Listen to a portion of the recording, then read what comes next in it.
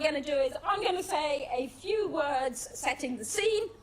Then we're going to make the announcements. We hear of the different positions. We will hear from the winning candidates, and then there will be time for the press to ask your Q&A before we end, and then go off if people want to have, and we know many people do, to have one-on-one interviews. So that's the plan for the next hour.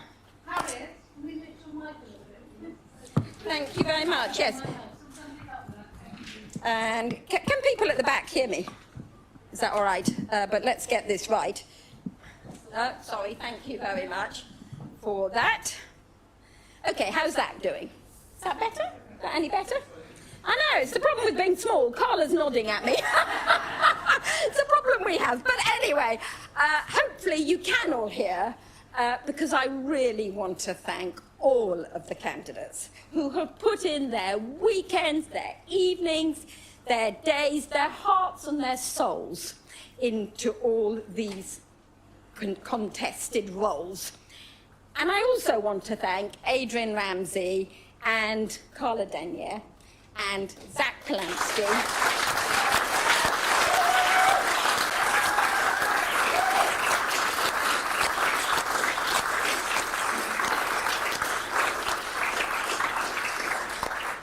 They have been our amazing leadership over the past years. Indeed, until right now. And they have together a formidable track record. It's thanks to their leadership, together with our membership right across the country, that the Green Party is on the move. We are running now so that we can win, and win big, in the electoral races. And today, they hand on the baton in that race. And our new leaders pick up pole position at a pivotal moment for the Green Party, but a pivotal moment also for the whole country. As we watch the dusty old two-party system crumble away and we create openings as the insurgents. It's already become a bit of a cliche to say it in quite a short space of time, but we are really moving into a multi-party system, with the Greens poised to help create the next government. And like all the best cliches, it has the distinctive advantage of also being true. For we're like a 50-year-old startup. We have deep roots in communities up and down the country, where we've supported initiatives for people struggling with their bills, people wanting to open food banks to protect rivers, trees and parks. And that's why people have gone on voting for Green councillors in by-election after by-election. Whether we're, yay, go on!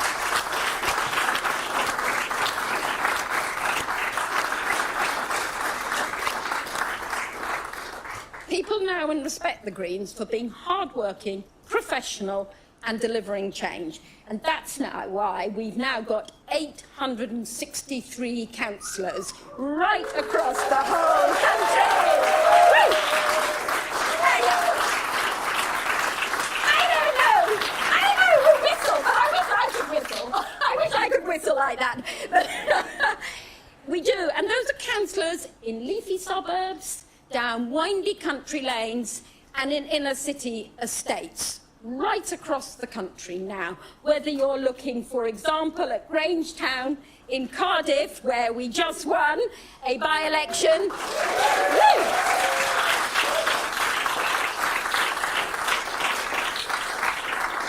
through to South Jesmond in Newcastle, where we just won a by-election, through to whether it's in Bristol or Lancaster or Mid-Suffolk, and in 40 administrations where the Green Party is there working for millions of people and making direct change for their lives.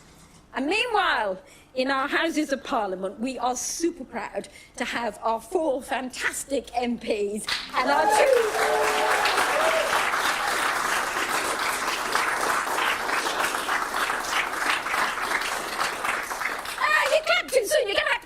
now 4 fantastic MPs and 2 peers. Yay!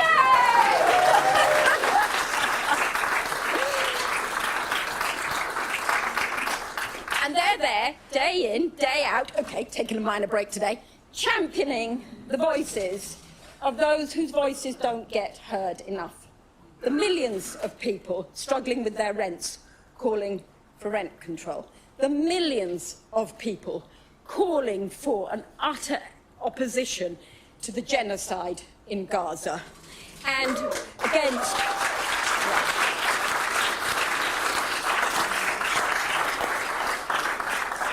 and speaking up against the misuse of terrorism laws to silence protest. And they're putting an unwavering, consistent call for taxes on the uber wealthy. And we are confident that those voices in the Houses of Parliament will soon be amplified by our first win in the next national general election at the Senedd in Wales, where our colleague Anthony Slaughter, who I can't see,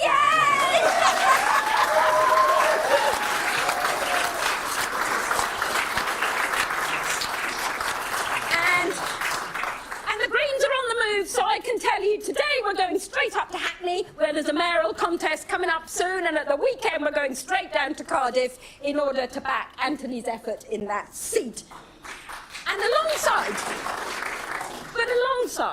that deep professional expertise that the Greens bring wherever they can, we also have the energy of a start-up, the wild ambition, the verve, the determination that we can move fast to deliver the kind of change that we know the country is crying out for, and that we can take on the cold, old, monolithic blocks of power and inequality that have had a stranglehold on our country for far too long, and that have now risen up sort of Frankenstein style, dressed up as reform, as if they were new, but actually same old, backed by the billionaires, by the multinational companies, and by Trump.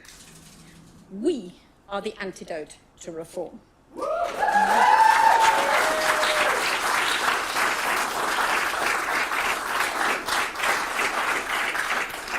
at the Green Party are the antidote to reform, and we're a home for all those people across the country holding their heads in their hands as the Labour government lets them down again and again and again, whether it is filching from the aid budget or from people with disabilities and not bringing in taxes on the super wealthy that we need.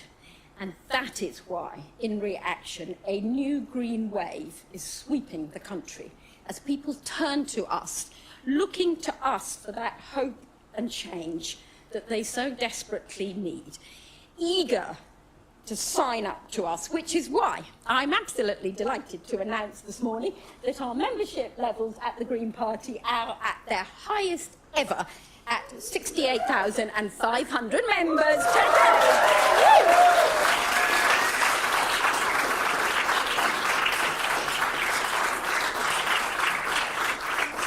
That's where we are at the highest level, and I can tell you it's continuing to rise, and that is just the start. Because I am determined even, together with our new leadership, that we can realise all our most deeply held ambitions and dreams. That we can, together with our new leadership, really at this critical time in British politics, we can grow exponentially our impact and our influence and be that collective voice for climate and social justice. And so, now, with our nails bitten down to the quick, we have the big reveal. So, I want to hand over now to our tireless electoral returning officer, Stuart Christie, and I want to ask you to please applaud all the staff who have also worked day and night to pull off this election.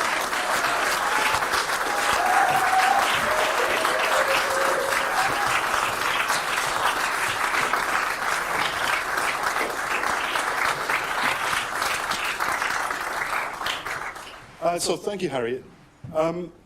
As the returning officer for the Green Party of England and Wales, I would like to take a small moment to thank our members for taking the time to vote in an unusually long list of internal elections this year. With nearly 4 months of campaigning and 50 candidates to choose from, countless interviews across the media and so many hustings across the country, it has been a massive task for members and candidates alike. I'm now happy to confirm that the total paid-up electorate in all contests was 64,581, with over 140,000 votes cast across all elections. Starting with the election for the leader of the Green Party of England and Wales, the number of votes cast were as follows. Ron, reopened nominations, 149. Ellie Chowns and Adrian Ramsay, 3,705. And Zack Polanski, 20,411.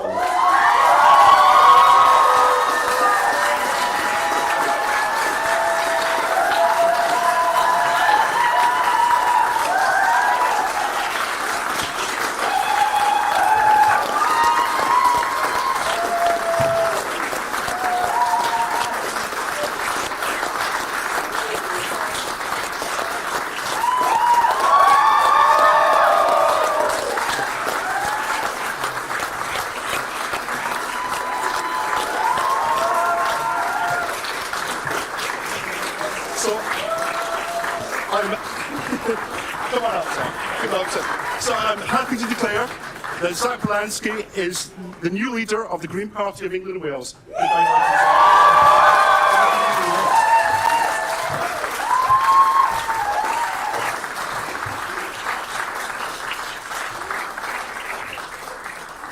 Thank you very much. Thank you to every single person who voted for me. I promise to work every single day to deliver environmental, social, racial and economic justice. And to those of you who didn't vote for me, this is a democracy. We don't have to agree on everything. We just have to have common cause. And I give the same commitment to you. I will work every single day to grow this party. So thank you very much.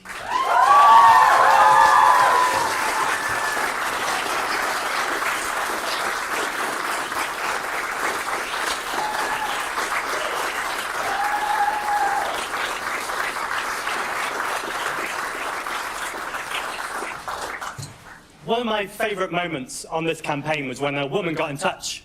She said she just joined a political party for the first time in her life. She finally felt like there was hope in this country, that we could turn the country around.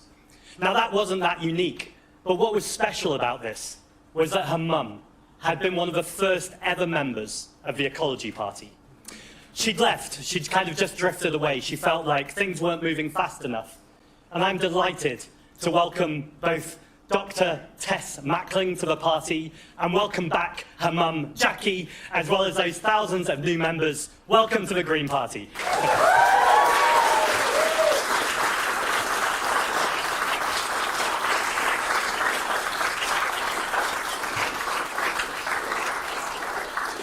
I want to thank everyone who worked on my campaign team, and it's always awkward because I want to give every name, but we'd be here all day. But I do want to give a special thank you to my incredible campaign manager, Narani.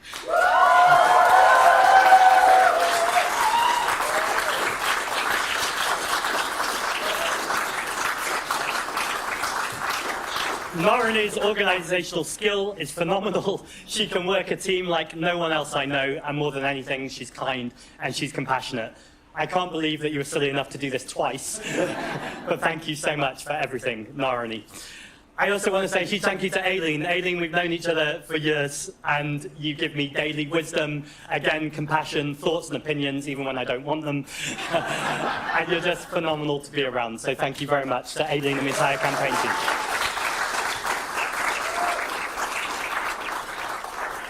And finally, from my team, I guess, I want to thank the person who's always got my back. And that's my partner, Richie. Oh, here we go.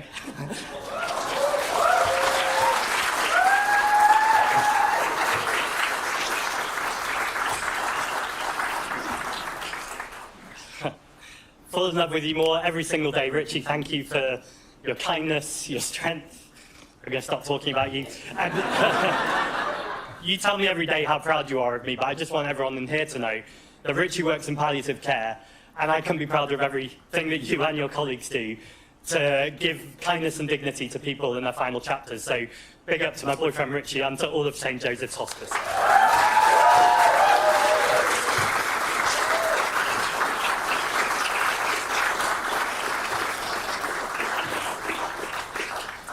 There were lots of articles written about this leadership race. In fact, the Green Party has been searched more in the last 2 months than it has in the last 20 years. Some of those articles have been amazing, some less so. But one of the ones I really loved was by a man called Adrian Ramsay, who's actually no relation to Adrian Ramsay. That's just odd work. But it was about Adrian, and I think it was really pertinent. He said one of the reasons I could run right now, and one of the reasons I could run a radical campaign that seemed credible, was because I'm standing on the shoulders of giants. People like Adrian and people who have been around the party for a long time, who have been building and growing this party. As deputy leader, as co-leader, now as the MP for Waveney Valley, I want to give a huge thank you and acknowledgement to Adrian Ramsay.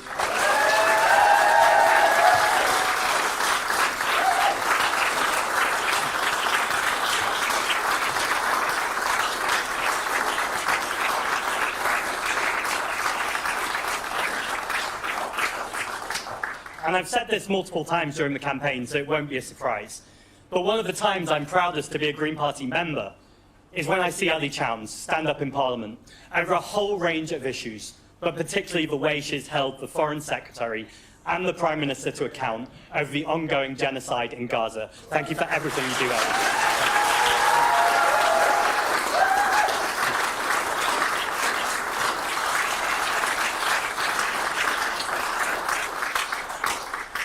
And since I'm thanking my MPs, Carla Denyer, everything you've done in this leadership team, it's been an absolute pleasure to work with you on a daily basis and to see you flying now as the MP for Bristol Central. Huge shout out to Carla.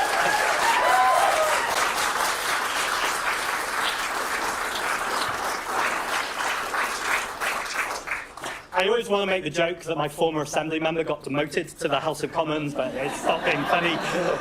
But again, it's been amazing to see Sean Berry flying as the MP for Brighton Pavilion.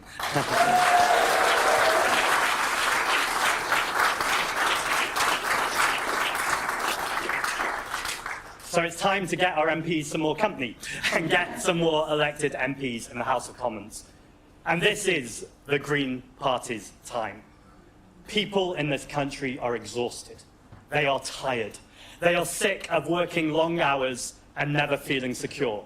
They see water companies pumping sewage into our waters and charging us extra for the privilege, and they see how broken the old two-party system is. And we know this political space has been ripe for charlatans like Nigel Farage and Reform. Millionaires who are pretending to serve working-class communities, but are actually backed by the same billionaires who are destroying our democracies, our communities, and our planet. So it is an absolute moral responsibility in this moment for the Green Party to step up with the bold politics that I know that we have, to say to people that we can and we will lower your bills. We will nationalise the water companies. We will hold this Labour government to account. Because when we look at Keir Starmer and what this government have been doing, whether it's the two-child benefit cap, the disability cuts, the genocide in Gaza, my message to Labour is very clear. We are not here to be disappointed by you. We are not here to be concerned by you. We're here to replace you.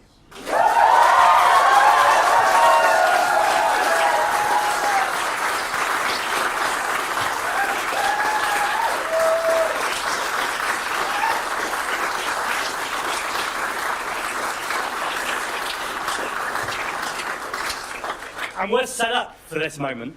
We just got nearly 2 million votes. We've got over 800 councillors, 3 London Assembly members, 4 MPs, 2 peers, nearly 2 million votes, and 39 second-place finishes. Our first mission, let's turn those second-place finishes into our brand new MPs.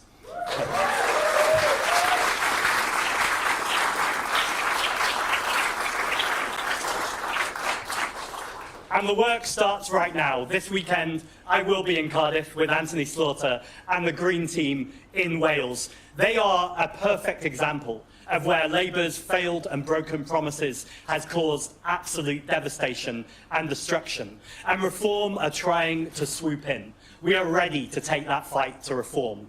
And in 2026, we will see Greens elected to the Senate.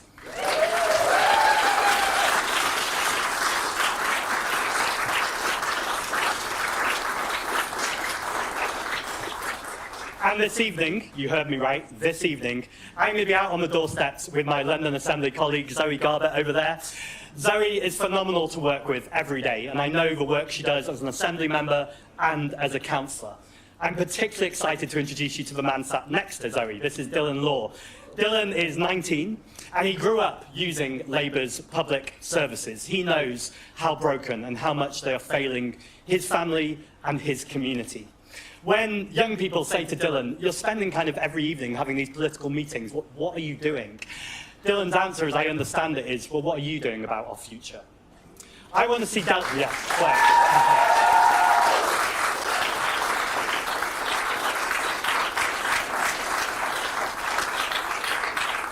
Not only are we going to get Dylan Law, and remember that name, Dylan elected into Hackney as a councillor, he will also be deputy mayor, because Zoe is going to be mayor of Hackney and our first ever directly elected mayor.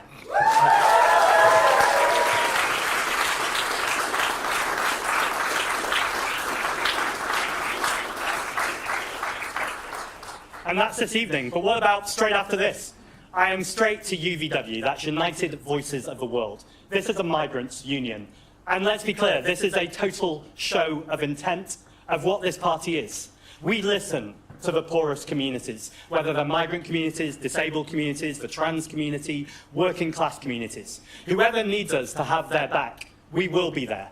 We will be there to amplify their voices, to listen to the most marginalised and minority communities, to speak with them, not for them, and challenge truth to power, to take on power and wealth in this country. And we absolutely recognise that migrants are very much the backbone of this country. Our country has problematic history that we also need to come to terms with, but also we have a beautiful history, a beautiful present, and a beautiful future of what we are when communities come together. So let's have a very clear Green Party message. Our communities will always stand together.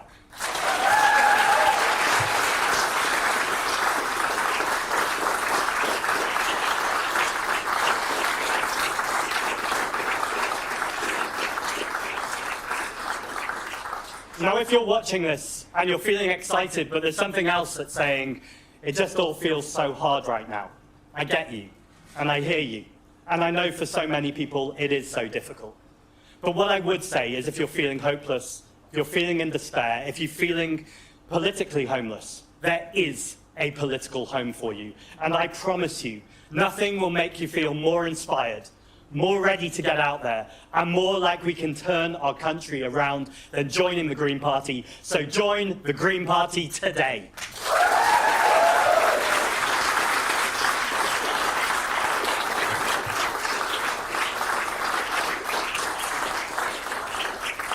And by the way, it doesn't have to stop at joining the Green Party. We have just launched our Path to Parliament programme. These are our future new Green MPs. Now, I know there are people in the party who have been working away for decades, and I cannot wait to be with you and see you in Parliament celebrating your work.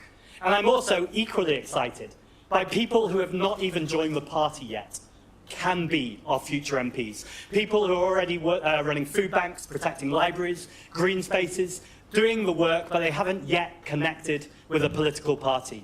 If you want bold politics, if you want to take truth to power, we want you on our team. It's time to apply to Path to Parliament. Applications are open. I can't wait to see you on the training.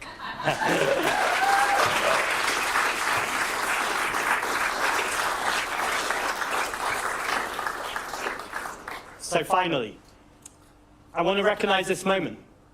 This is a huge moment for our party.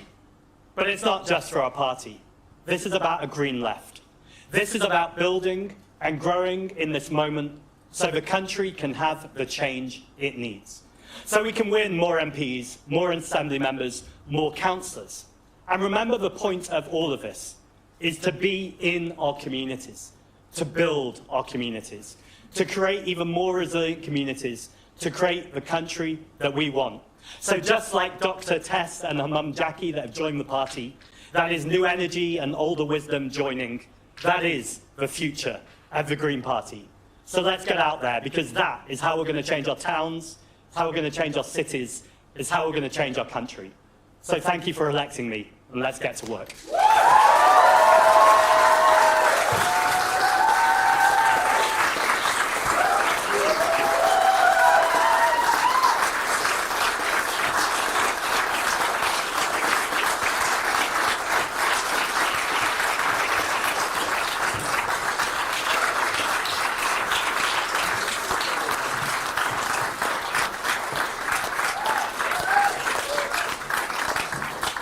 Thank you and congratulations from all of us, Zack. I can tell you there are many people who, sadly, we couldn't squeeze into this very packed room today, but who are watching at home. And just to let them know that the whole room has twice exploded into standing up for you, Zack, and your exciting leadership. But of course, we're an extremely democratic party, and it will be a team that helps lead us into the next stage. And that's why we're now also so excited to announce the deputy leadership. So, Stuart, back to you. Thank you, Harry. So, rather than bore you with the Green Party proportional system and go through 11 rounds and telling you the numbers, I'm going to cut to the chase and tell you the result of the deputy leadership election. So, I'd like to congratulate Martin Alley and Rachel Millward for being duly elected as deputy leaders.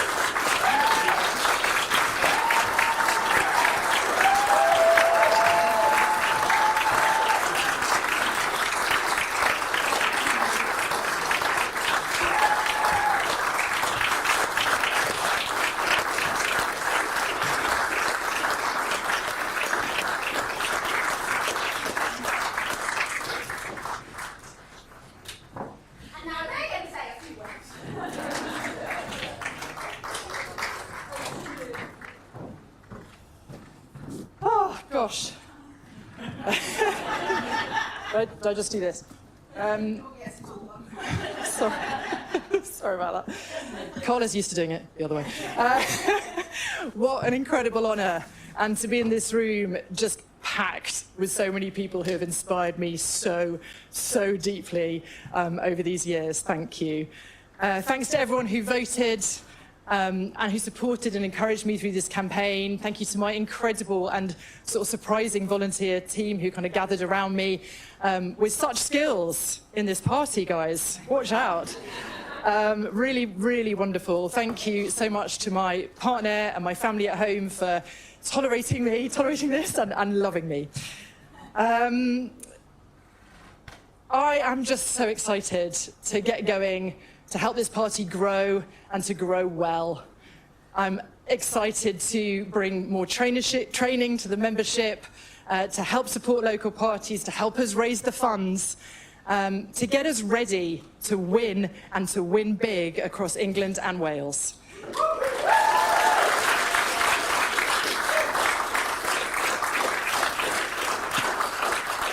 Because now is the time to unite against division and hate, to defend nature, and to fill our communities with hope. Let's do this. Thank you so much.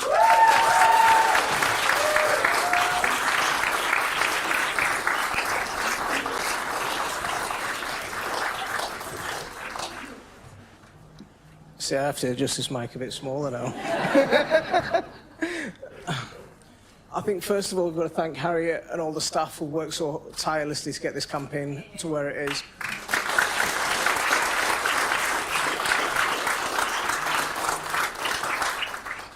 See, this is a huge honour. And as a Muslim, we have this concept of amana as a trust. And this is what the people who have voted for me have put in me.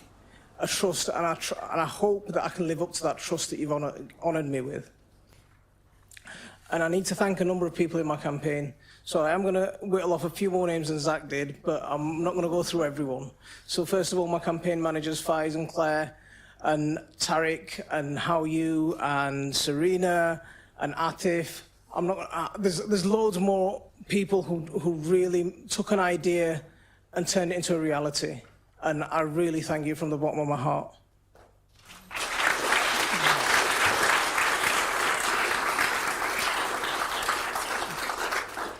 And Selena, my wife, you've put up with me for the last 15 years with all my crazy antics. And I think I owe you an apology, because I'm going to have to put you through some more of these crazy antics.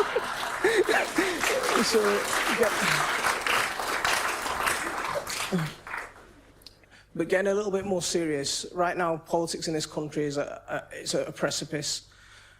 There's a huge rise of the far right, minority communities, whether it be Muslims, whether it be immigrants, whether it be LGBT community, whether it be trans community, regardless of which minority you're from, we are being targeted. And our fight is one, and we've got to come together and make sure that we're ready together to challenge reform and the rise of the far right.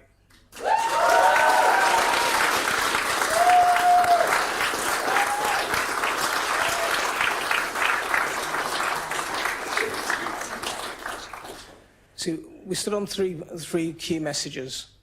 Community-rooted action, and this is one thing that the Green Party has. It has people who are really decent, who really genuinely care for their communities. And up and down the country, we've got these activists that are embedded in their communities. These are the people who are going to drive this movement forward, and we've got to really, really give them the resources and the support they need to move this movement forward. We need to make Britain a fairer Britain. I'm a councillor in Leeds, in one of the most deprived areas in Leeds, one of the most deprived areas in the country.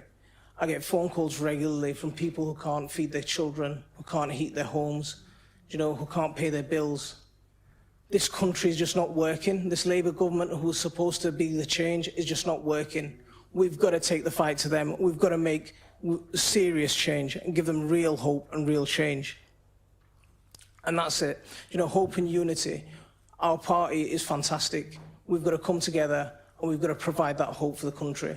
And I hope to work with Zack and Rachel and the rest of the people in this room to make that change possible. Thank you, everyone.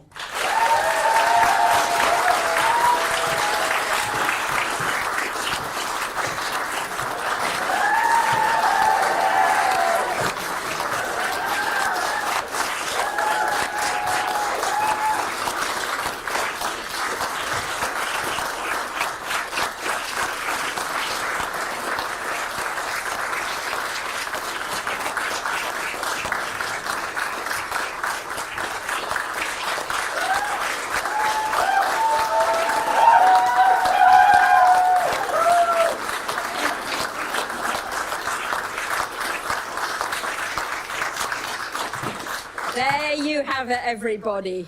A little tiny glimpse into what an amazing team we're going to have leading the Green Party of England and Wales from now onwards. Super exciting, and thank you once again so much.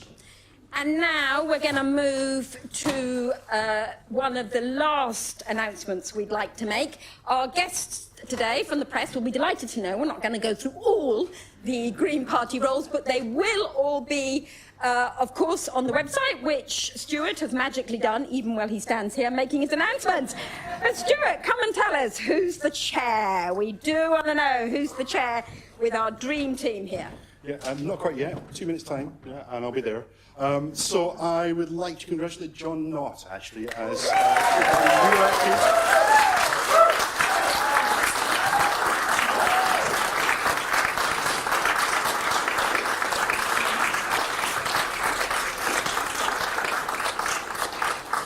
John has been re-elected as chair of our national executive, and all the other positions will be available on the website in 2 minutes' time, so you can see who your colleagues are going to be, John. Yeah. And of course, we'll publish all the detailed results as well a little bit later this afternoon, so please check the website and pore over the data. Yeah. Thank you so much. So that's the results. And we're now going to move to a chance for the press to put their questions to our new leader. So I'm looking for the press team who are going to come and, no, Zack's going to come and take questions from the press. Over to you, Zack. Excellent. I think I've got Helen Catt from the BBC first up. Just before Helen asks the question, if Jenny and Carla run out the room, they've got to vote, and they're not deeply offended by something I've said. Do we have Helen? Ah, there you are, Helen. Sorry.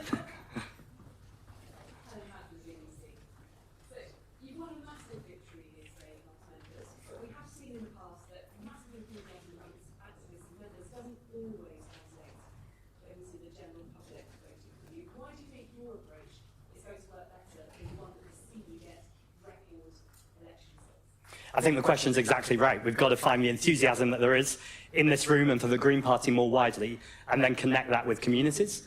I don't think that comes from top down, and I know that might sound odd when I've just been elected as leader of a party, but actually I see my role to facilitate that enthusiasm in communities.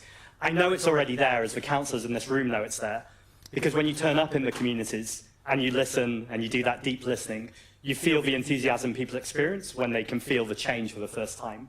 I think it's about how do we harness that and multiply it so more communities can have that. Of course, that involves getting more councillors elected, but the step before that is more community organising, to be in as many communities as possible, where people ideally from those communities are the exact people stepping up to be our next generation of councillors.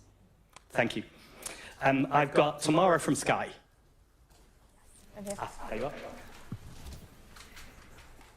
Thank you, Tamara Cohen from Sky News. Congratulations on your win.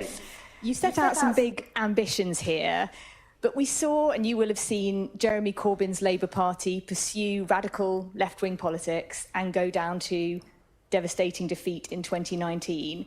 What makes you think that radical left politics can have a broad appeal? What have you learnt from that? And what do you think about the party that he's setting up? Would you work together with them? Would you have an alliance? Sure, thank you. So the first thing I'd say is this idea of radical left politics. If we're talking about what are the policies there, we want to nationalise the water companies, we want to tax multimillionaires and billionaires, we want to make sure that we're tackling the climate crisis and protecting nature. I think these are policies that are popular in the country. And actually, although they're considered radical left, I think that sometimes in the past, people who have advocated for these policies have allowed themselves to take on those labels, as opposed to going, these are policies that the 99% of communities want. These are people who don't...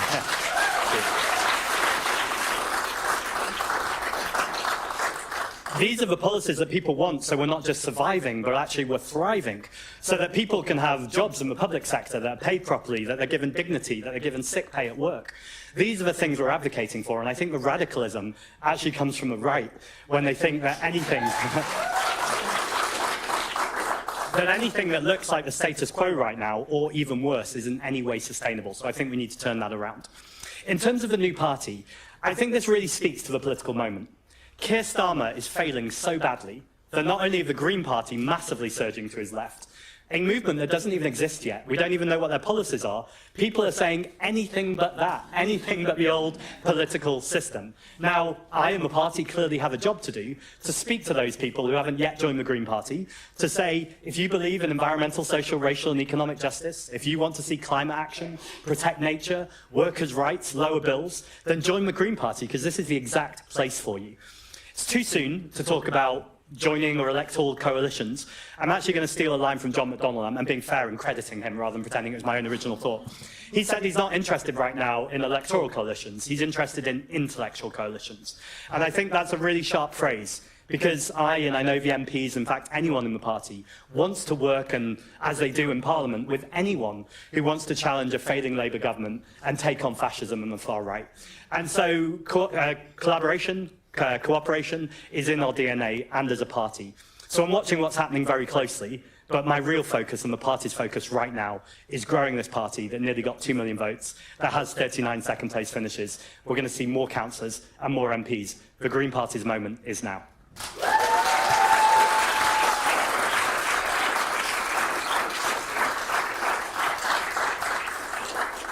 I've got Sophie from the Mirror. Ah, there you are. Thank you. Sophie Huskisson from The Mirror, thank you. So you won 4 seats at last year's general election, as you said. Do you have a target of how many seats you'd love to win at a future general election? I mean, how much I'd love to win and how much we're going to win, it's probably slightly different questions. It's time to be really, really ambitious and to be visionary. We should never ape the politics of Nigel Farage and reform. But what Nigel Farage has demonstrated is bold communications that can cut through. It means where the level of ambition might have been previously is actually throwing down the gauntlet to say, let's raise our game, let's raise our communications game, let's raise the boldness of our messaging, let's raise our electoral capacity. And I believe all those things are possible. So first time in this press conference, I'm sure there'll be other times that I'm going to say, these aren't decisions for the leader, they're decisions for the membership. And in fact, that was similar about the answer about Jeremy Corbyn's party. These are all going to be decisions and conversations that the party have at party conference and on various groups. That's a boring answer, though, for my first day as leader. So I'd like to see us winning at least 30 MPs at the next general election, if not more, and I think we can do more.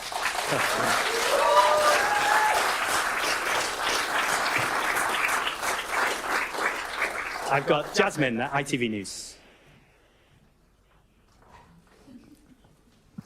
Hi, Jasmine Cameron-Shaleshi from ITV News.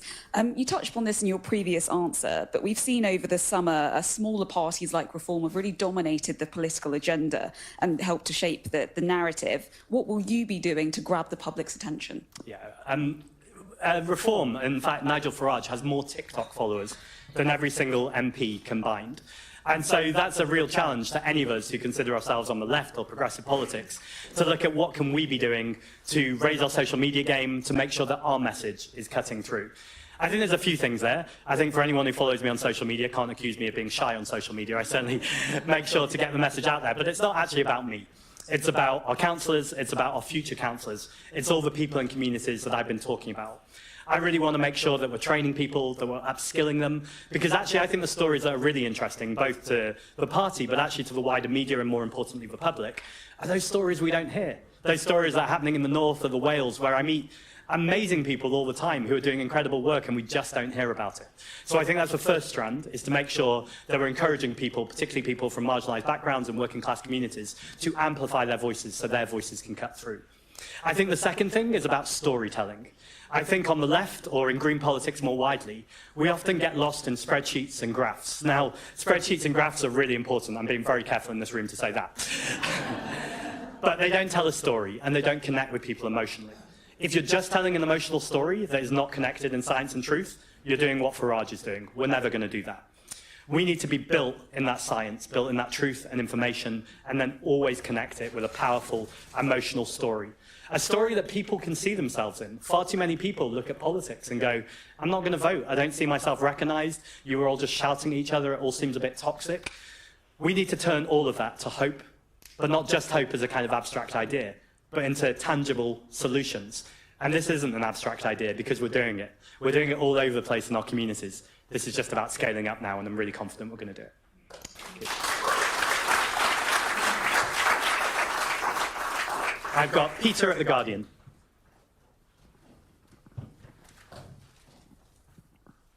Hi.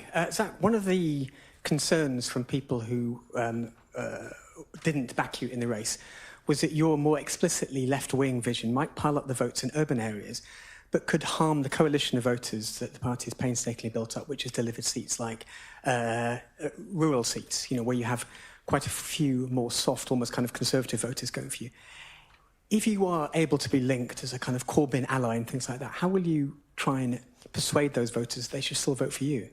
Well, first of all, I totally reject the idea that there's any difference between people who live in a rural community and who live in a city in terms of their basic fundamental values. People are people. And inequality hurts you wherever you live, whether you live in a town, a village, or a city. So I think the first thing is, and the party already does this, I think, really successfully, is make sure that we're speaking to that broad coalition of people. It really strikes me that in London, where I'm elected, a young person or someone who's struggling with rent, that's a power dynamic with an unscrupulous landlord, or can be an unscrupulous landlord. And that's about making sure we're bringing in rent controls and looking at fixing a broken housing market. I'm also really aware when I'm out campaigning with Ellie and Adrian or many people in some of the more rural communities, that when I speak to farmers, they're being screwed over by supermarkets, or they're not being paid a proper wage. We know that subsidies, 80% of subsidies are going to the 20 1% of wealthiest farmers. So this is all about power and inequality, and I think as a party, we're speaking widely to that base. And the second thing is talking to Jeremy Corbyn doesn't mean necessarily being a Jeremy Corbyn ally. We are separate parties, and I think parties can absolutely work together and not necessarily consider themselves allies. Now, what that future relationship looks like isn't for me to determine right now, and it won't be for me to determine in the future. It'll be for our members to determine. But I think parties don't need to be explicitly working together necessarily to keep working together on policies, to keep putting a vision towards the country. And to give you an example, I spoke to Jeremy yesterday. He's having a Gaza inquiry later on this week. Now, many of you will remember the Chilcot inquiry over Iraq. Jeremy Corbyn and various MPs have been supporting the idea of a Gaza inquiry, so a live-streamed inquiry where everyone can see evidence about what is happening. We don't need to be in the same party for me to support that. We don't even need to be allies, quote unquote, for me to support that. What I see is a politician who is doing strong principled work that aligns with the things I care about and the party cares about. And I think that's a different and new kind of politics. And I think that's a politics that's really going to excite this country.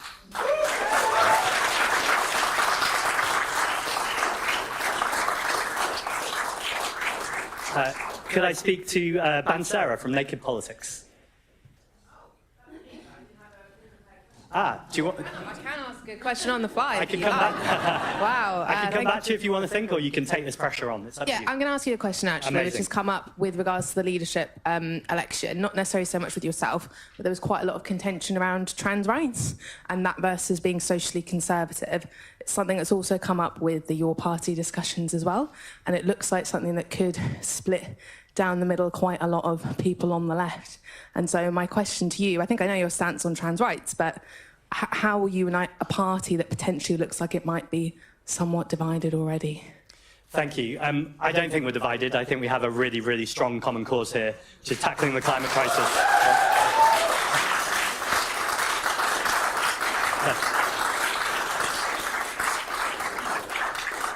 Protecting nature and also protecting people's human rights. Trans rights are human rights. And I'm really pleased that as a party, we have been through a democratic debate several times now, which I would say has been very clearly settled in recognising that we're a trans-inclusive progressive party. Now, I'm really aware of a quote that's going around New York at the moment, which is, if you agree with me on 9 out of 12 things, let's work together. If you agree with me on 12 out of 12 things, go see a psychiatrist. You don't need to agree with me on everything. There are red lines, though, and we're a broad church party, but broad churches have walls.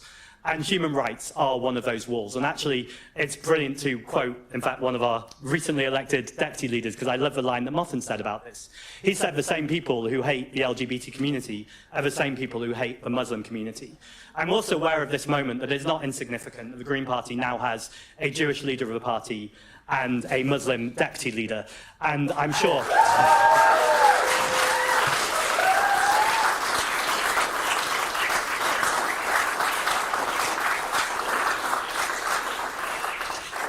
I know, because we've had this discussion, we absolutely recognise that anti-Semitism and Islamophobia are two sides of the same coin, and ultimately when communities ask for solidarity, including the trans community, the only response, the only authentic response, is to give that solidarity.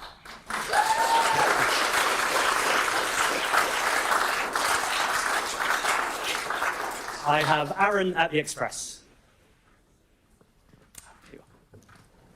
Hello, Aaron from the Express. You said during the leadership election that you wanted to learn lessons from Reform's Nigel Farage. How do you think you will do that when the Green Party appears to be taking a different stance tackling Britain's largest concern, which is stopping mass immigration? Thank you. I suppose the first place to start is Nigel Farage's kind of most common phrase is stop the boats. I also want to stop the boats. We want to stop the boats. We could stop the boats today with safe and legal routes.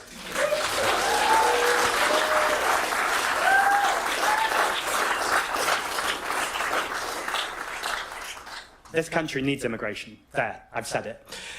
Ultimately, we know we have all of these vacancies in the National Health Service. We have an ageing population. We have a birth rate that is declining. Now, of course, we can have a conversation about the fact we do need to train British workers. We do need to make sure that we're encouraging the next generation to work in healthcare, to work in construction, to work in care, of all our jobs. That's one conversation. But we also need to recognise right now that people who are coming over here and migrating over here are so much more likely to be paying into our tax system than anything they are taking out in social security or welfare. We also need to recognise, as I said earlier, that we're a country that is built on immigration, that we should be proud that our country is strongest when we see the kind of diversity in our communities, and that even when there is tension between communities, that's a learning moment for all of us. That's a moment for us to come together and to work out what is it to be British, because that is always moving, that is always evolving. And the final thing I'd say is you often hear in answer to this question that we kind of acknowledge the music, the food and the culture that migrants bring to us. I don't want to lean into that, though. You don't have to play some kind of trick to be welcome in this country. We recognise people's humanity in this country. And actually, when you look through proud traditions in this country, and admittedly, obviously, we've also had not so proud traditions, but I think in terms of being a patriot, and that's the biggest thing, we cannot cede to Nigel Farage. Nigel Farage is not a patriot. Patriots don't hate their country. Patriots don't sell out to oil and gas companies or to arms trade companies and take their...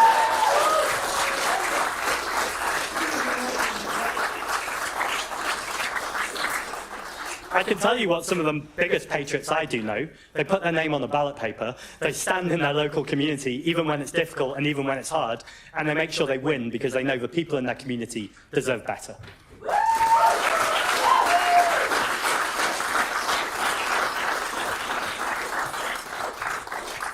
And finally, although I am having fun, I guess I've got enough for interviews today, Jim from the FT, and don't take that as a time to stop me having fun.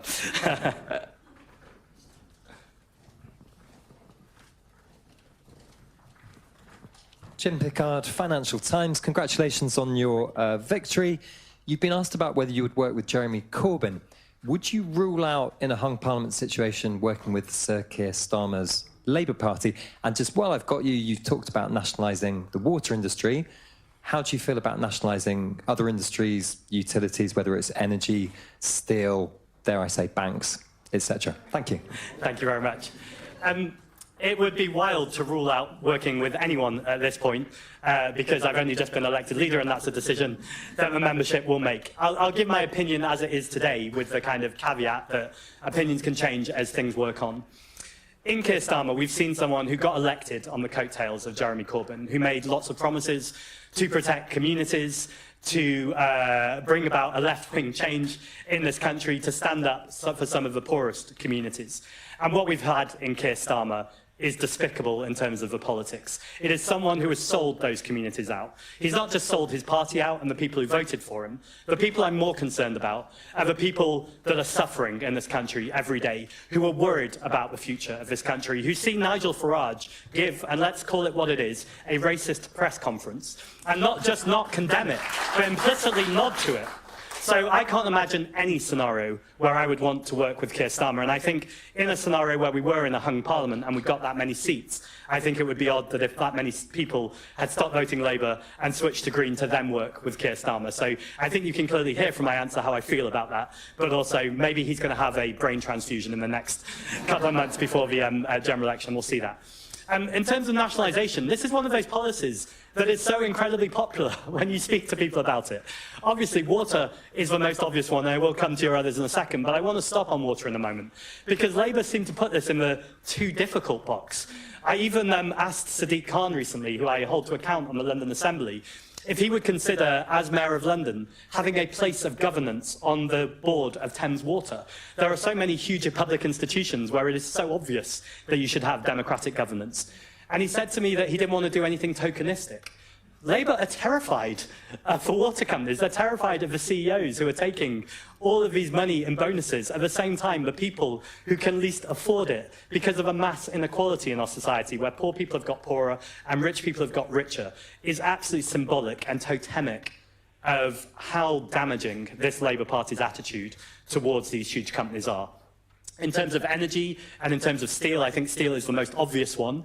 We saw with Scunthorpe and with Port Talbot, in fact, I was there with Anthony last year or the year before, just shortly before it closed down. It was so obvious what was about to happen. The workers were saying, work with us. Labour seemed completely absent from that scene, completely unwilling to work with the workers, to work for a just transition. And all I mean by a just transition is making sure that we're protecting workers' rights and that we're moving to tackle the climate crisis. And the reason why I say steel is the most obvious is we need the steel for the wind turbines, we need it for the railway tracks, we need it for the just transition. So absolutely, it's a no-brainer that we need to be nationalising our big industries. Thank you very much.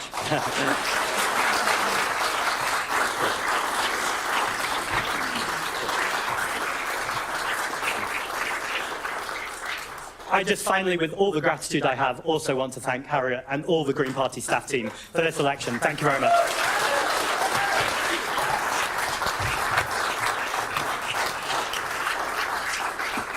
Well, thank you, Zack, and I think everyone can feel the energy and excitement here in the room and throughout the party as we embark on this journey with our new leadership.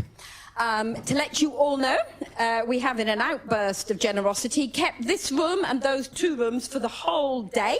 So if anybody wants to stay to take photographs, to have another group hug, you're very welcome. If you wanted to have a one-on-one interview and you haven't booked it in yet, Angela and Steve, standing at the 2 sides, would be happy to help organise that for you. And so finally then, once again, can I thank all the candidates who stood in this exciting contest. I'd like to thank you all for all you did, and in particular to thank our leadership and deputy leadership candidates, and to congratulate the winning team once again. Thank you.